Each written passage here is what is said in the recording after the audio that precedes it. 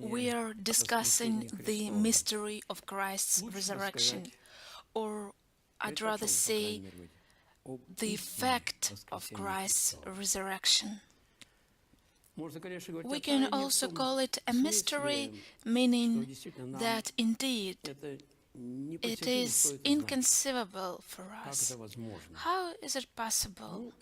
Then it is also a mystery in any case of resurrection. For example, the resurrection of Lazarus. How is it possible? But in this particular case, the bottom line is different. Apostle Paul calls Jesus Christ the firstborn from the dead. It's strange. Why is he firstborn from the dead? Wasn't there anyone before him? Yes, there was. The prophet Elijah, who resurrected a boy, and Christ himself resurrected Lazarus. Why is he firstborn? The cases of other people who were resurrected by virtue of Jesus Christ himself, or the prophets or apostles, are just some single facts that have no meaning for other people. He resurrected, and that's it.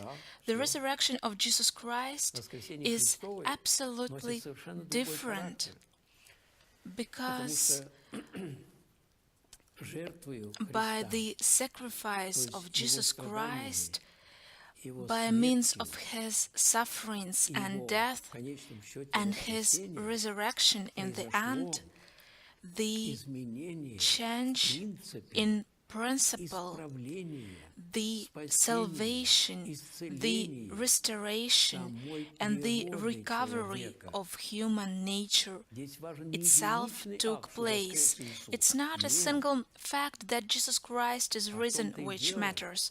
No, the bottom line is that by means of these sufferings and death, which were inevitable for this act, the human nature recovered from the damage which came as the result of fall of man, of Adam and Eve. As the result, the recovery of nature took place in the very essence. Where? And here comes an amazing teaching. The Holy Fathers, just one after another, write the surprising words. Even the translators of the New Testament stumbled here. In the Epistle to Jews, the translators wrote the following: "For it was fitting for him, for God, to make the captain of their salvation," meaning Christ. Then comes a Greek word, teleose, which means to make perfect in the Russian language. What did they write? For it was fitting for him to make the captain of their salvation through sufferings. What did God make through sufferings? It doesn't make any sense at all. To make the captain of salvation through sufferings. What does it mean? They didn't translate it. Why not? Of course, wasn't Jesus Christ perfect? What a heresy and blasphemy! It turns out, yes, indeed, but meaning what? Jesus Christ was perfect in his purity and holiness, but he took our nature, which is mortal, perishable, and vulnerable. That's why he lived, suffered, and even died with this nature that he took, and he healed it and resurrected it. This nature were in himself. He healed the nature that he took in himself, and thus, as this nature has now recovered from mortality, perishability, and vulnerability, that's it, it resurrected. So what follows from this? What do we get from this? What do we get from this? It turns out the following. First, we were born unconsciously, without our awareness or will. Here and now, we can be born consciously, in a different way. We can take this new, renovated nature in ourselves, to be reborn in the sacrament of baptism. Only if a person takes the sacrament of baptism with faith, and not just as that, a person receives a seed of this new nature. It's just a seed which they can really grow. And as it grows, meaning as a person lives a spiritual life dependent on the extent of its activity, they can join in and become like that new nature which Jesus Christ resurrected via his sufferings and death. That's how one assimilates with Christ, that's how one gets saved. This is the essence of resurrection, and this person in whom the seed grows will be resurrected in the God-like nature, or I'd rather say in co-essential with him human nature. That's what Christ's resurrection is, and not just one of the many cases in history when someone resurrected someone else. When someone resurrected, okay, they resurrected, and so what? Nothing. They resurrected and then they died.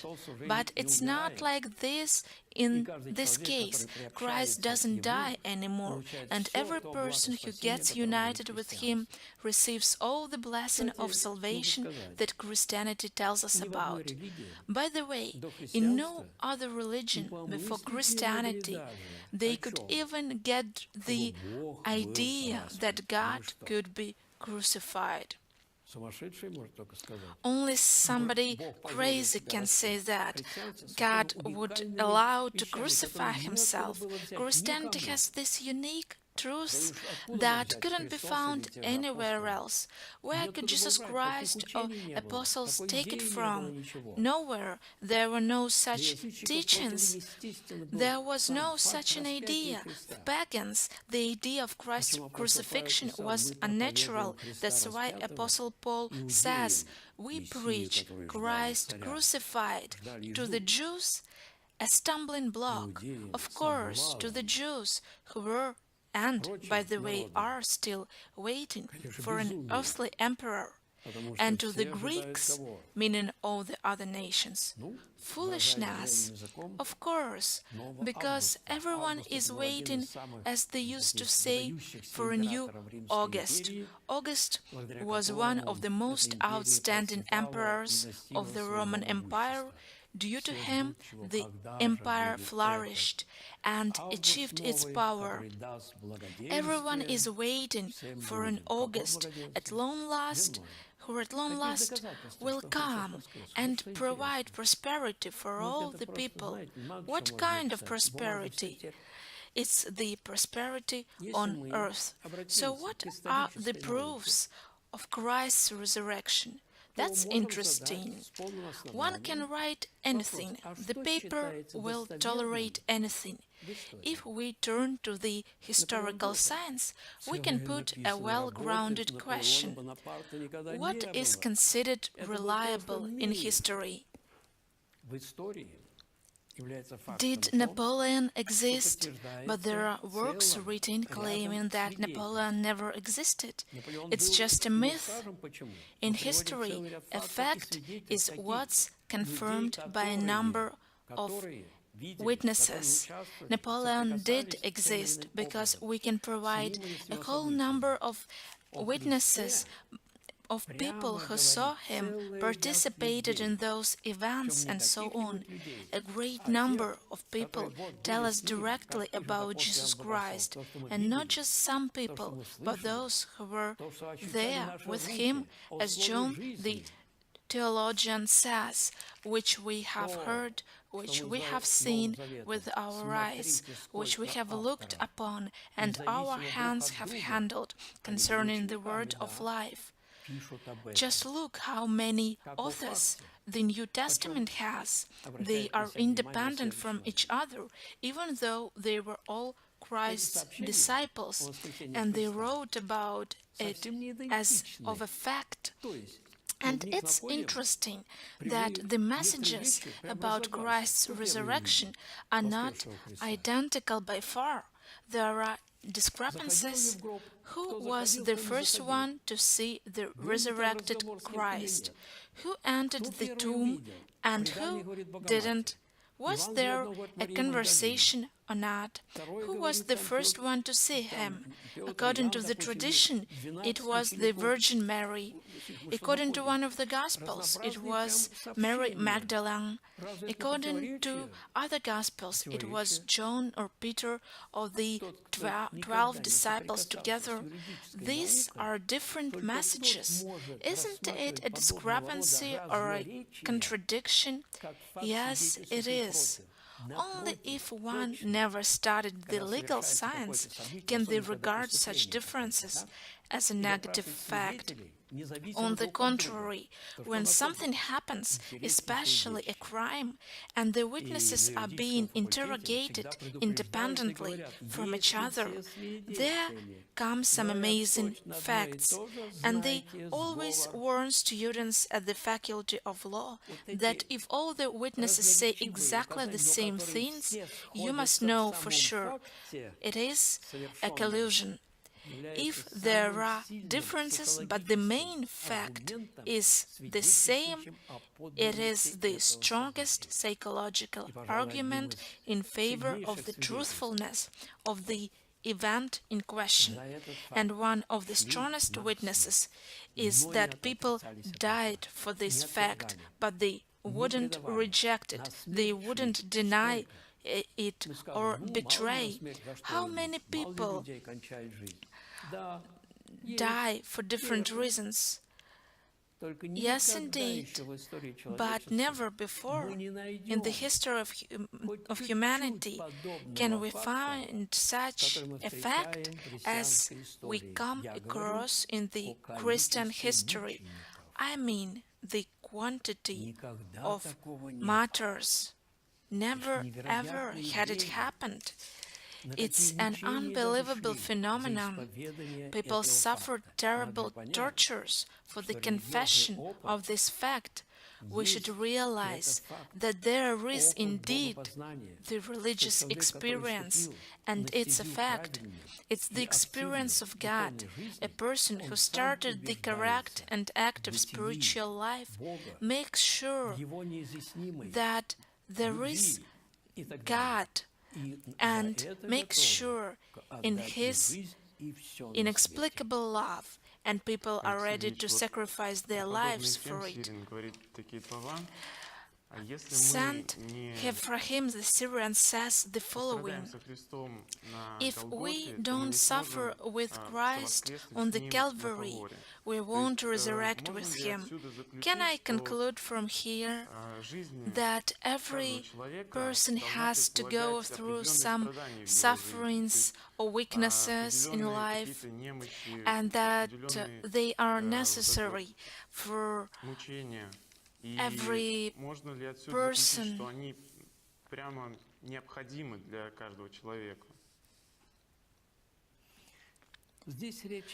No, Here something different is meant by Saint Ephraim the Syrian. They say there were martyrs in the 1st century, and there were martyrs in the 20th century. Who are the martyrs? They are the people who were persecuted, beaten up, tortured, or killed for the Christian faith and life. And what do the Holy Fathers write about it? They say the martyrs are also those ascetics who fought their passions. They were called the bloodless martyrs. Here comes a short poem, but not by a Holy Father, of course. The inner battle is the hardest of battles, as well as self-conquest is the greatest of victories. Just try to conquer your selfishness, or at least your stomach. It is impossible. And what about vanity and many other things? That's why Saint Ephraim the Syrian says that one should go or ascend the Calvary, because the Calvary is fighting the passions, and the resurrection of Christ is a fact, and the historical science offers us the criteria for us and for any people, even not for believers, to make sure, and we can be sure because it is a real historical fact on the same grounds as any other historical event. Alexei Ilyich, without doubting the fact of Christ's resurrection itself, for many people who live after the resurrection, the fact of the reality of Christ's resurrection in life of every particular person is very important. So this fact took place in the past, but how can we realize this resurrection in our life? What are the means for this for us?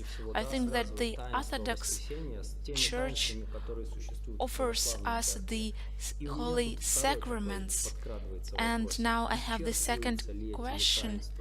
So are the sacraments enough for a person to realize the fact of Christ's resurrection in their life, or is there something more than that? I often communicate with the Western Christians, and I was very surprised that there they consider the participation in sacraments to be the spiritual life, or I'd rather say that they think that all the spiritual life is about the sacraments, and for the Protestants it's just the communion, and for the Catholics it's just a formal matter. But the spiritual life is not just about the participation in sacraments. If we speak of Saint Maria from Egypt, she took communion only 3 times in the course of her life, and the robber from the Rite of Jesus Christ never took any communion or never confessed. But the spiritual life is a different thing. There is a science in the Orthodox Christianity, which is the ascetics. The computer would translate the word ascet as a sportsman, because it's like a sports competition. It means that you work hard. So this is the science about the correct spiritual life. What is the correct spiritual life? There are the laws of spiritual life, and you are told about them, but when I studied, they never told us about this. Of course, they told us about the commandments and morals, but about the laws of spiritual life, never. So now it turns out that the spiritual life is not some chaos of some mystical states or impressions. No, it's a real science with its laws and foundations, one of which is that salvation is received not for the virtue and not for the hard work for its sake. These are not my words, so you please don't throw stones at me. These are the words of Saint Ephraim the Syrian. Once I told this to Lutherans, and they were so happy about these words, because the salvation is not virtue and not work for it. And I said, it's not the end. Wait a second, please. And then salvation is received by the humility that comes due to the virtue and hard work. And if you have no humility, all your virtues and works are vain. So the essence of the spiritual life comes to the understanding, if I really need Christ, if I am good enough, I have many good deeds that I do, I work hard, and at the same time I think about myself very high, then all my work is in vain, because a person can only be saved by God if they see that they need salvation, because I can't help envying, I can't help hating, I can't help judging people. But what can you do? You can put a candle, or what can you do? What can you do? Can you bow? God doesn't need it. So, and what do you do in your soul? What is the essence of the Christian ascetic life?